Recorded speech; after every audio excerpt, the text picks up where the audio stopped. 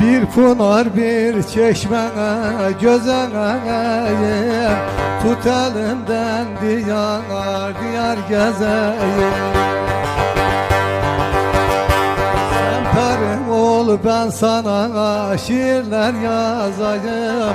Sayfa sayfa, mısra mısra, kanahu gözlüm, kanahu gözlüm. Derdinden tükenip bitsem ne çıkar? Kalmasam yanında gitsem ne çıkar? Türlü sitemleri etsem ne çıkar? Eksik yanımı tamamlayamadın, ya da sen beni tam anlayamadın, tam anlayamadın.